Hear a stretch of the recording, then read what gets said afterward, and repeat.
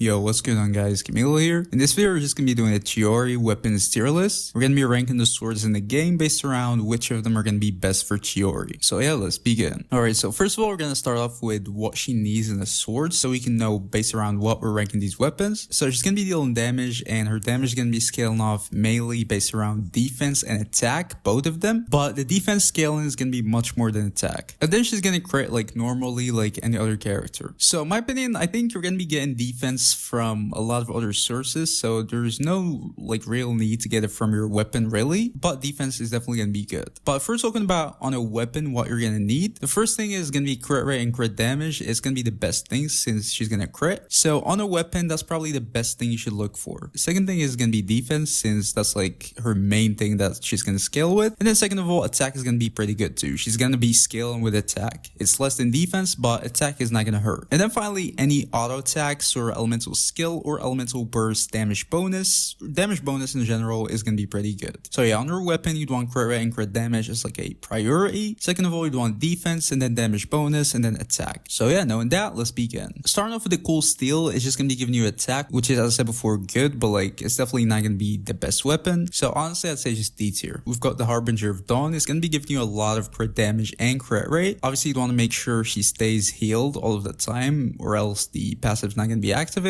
But that's going to be doable, and when you do that, that weapon is definitely going to be pretty good. The only downside for this weapon generally is going to be the low base attack, but as I said before, Chiori doesn't really care about attack that much at least, so it's not going to hurt, which makes this weapon a very good weapon. I'd put at S tier to be honest. We've got the Traveler's Handy Sword. It's going to be giving you some defense, but other than that, not much is really going on. Passive is useless, so it's pretty much just defense, so I mean, I'd put that like B tier. It's definitely usable, especially because there are not really many swords that can give you defense, but it's definitely not recommended to use it, especially because you have the Harbinger of Dawn, another like 3-star weapon. You can just use it and that's it. We've got the Dark Iron, it's just elemental mastery, D tier. Fillet Blade, same thing, D tier. And then Skyrider is just D tier. For the Favonius Sword, it's pretty much just energy really, and she doesn't really need as much energy. Maybe it's gonna help in some teams and stuff like that, but generally speaking, it's not really the weapon you'd want to go for. So I'd put it like C tier. The Flute is just attack and then useless passive. I'd put it C tier too. Sacrificial and recharge, and then the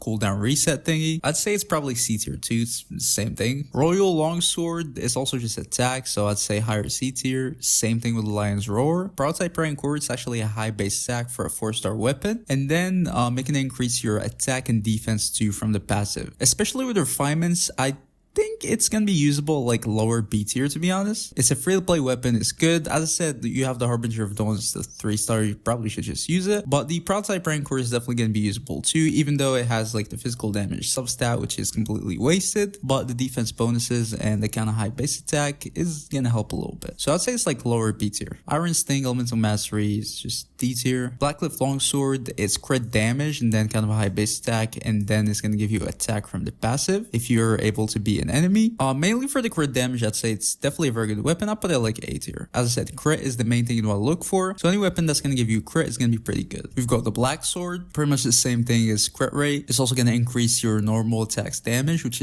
can be pretty good. So I'd say it's also A tier material too. We've got the Alley Flash, high base attack, but elemental mastery. I'd say it's like lower C tier, probably shouldn't really be using it. That's the PlayStation Sword. Faster and Desire is going to boost the damage from your elemental skill, which is pretty good, but it's going to have an ER substat, which is not ideal. So I'd probably put at like lower B tier. We've got the Aminuma Kaguchi. It's just energy and attack, probably like lower C tier. We got the Cinnabar Spindle. It actually is pretty good. It's gonna give you a huge defense substat, and then it's gonna increase the damage of your elemental skill from your defense. You're gonna be building defense from Chiori, so that's gonna be perfect. Now it's gonna have a cooldown and stuff like that, but the weapon in general is still gonna be pretty good. So honestly, I'd probably say it's S tier. Huge defense substat, elemental skill damage increase, that's gonna be pretty good. So yeah, I'd say it's S tier material. Probably lower S tier, but it's definitely pretty good. Kagutsurubi Ishin, that's just attack. I'd say just C tier. Sapwood Blade, there's just energy recharge, and then the passive is whatever. Just for the high base attack, say lower C tier, but it's kind of useless. Sipho's Elemental Mastery,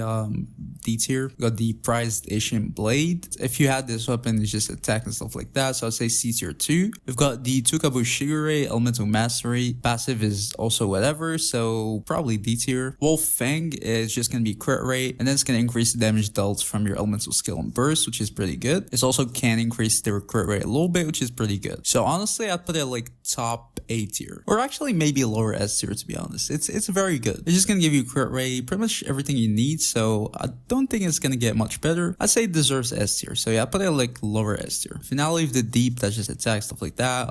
C tier, fuck is that? Oh, that's the efficient weapon. It's gonna increase your elemental skills crit rate apparently, but I don't really think that's as much. So I'd probably put it at C tier. We've got the Duck Hands Assistant, HP, and then whatever. So it's probably going D tier. And with that, we're done with 4-star weapons. Now moving on to the 5 stars. So we're gonna see a lot of 5 stars in like lower tiers, just because, as I said, a lot of them rely on like the high base attack, and she doesn't really care as much about that. I mean, it's still gonna benefit her, but it's definitely not gonna be like a huge deal. So yeah, don't expect the 5 stars to like outperform the 4 stars by as much. For example, starting off with the Aquila Favonia, it's gonna have a super high base attack, but that's not gonna like benefit Chiori as much. It's gonna have a physical damage substat that's completely useless, and then the passive is just attack and then some other stuff. So it's generally a C tier weapon, I would say. It's not gonna be as good. Same thing with the Skyward. It's just gonna be energy recharge, a little bit of a crit rate increase, but it's not really as much. So I'd say it's probably gonna be like a C tier weapon too. Exact same thing with the Freedom Sword. It's not really the weapon you want to use. Just for the high base attack, I wouldn't put that D tier, but other than that, it's completely useless. So I'd say C tier. Summit Shaper is just attack. It's a huge amount of attack, and she scales with attack a little bit. So I'd say it's probably like lower B tier. It's not like super bad, but generally speaking, it's not the weapon you want to use on her. We've got the Jade Cutter, low base attack, but it's gonna give you a crit rate substat, which is pretty good, and then some attack from your passive, which is super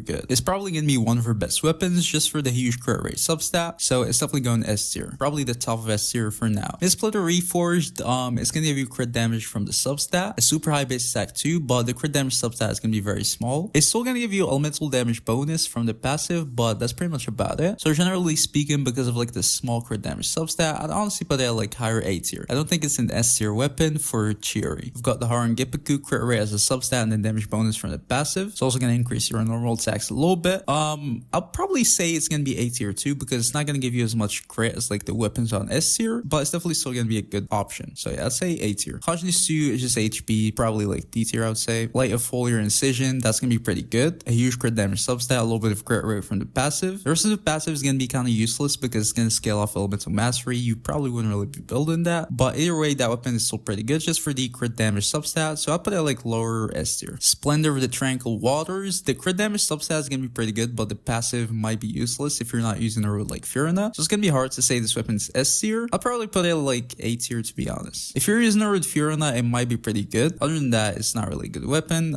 Generally speaking, yeah, I'd say A tier is probably the right place. And finally, we have her signature weapon, the Yuraku Misuguri. It's gonna give you a huge crit damage substat too, and then the passive is gonna increase your normal attacks damage, which is pretty good. It's gonna increase your elemental skills damage, which is also super good. And then you're gonna have to play her with a Geo to trigger the rest of the passive, which you should be doing. And if you do that and you have like a Geo construct, it's gonna increase your defense too, which is super good. So that weapon is gonna be giving you crit damage, normal attacks damage bonus, elemental skill damage bonus, and defense. So it's pretty much a lot of things you need in one weapon, which is super good. So yeah, it's definitely gonna be her best in slot. It's top of S tier. So yeah, that's the tier list, guys. As you guys can see, I'd say she's fairly free to play friendly because we have a lot of like 3-star or 4-star weapons that are gonna work on it pretty well. But yeah, that was the video, guys. If you enjoyed it, please don't forget to leave a like, subscribe to the channel. See you guys in the next video. Peace.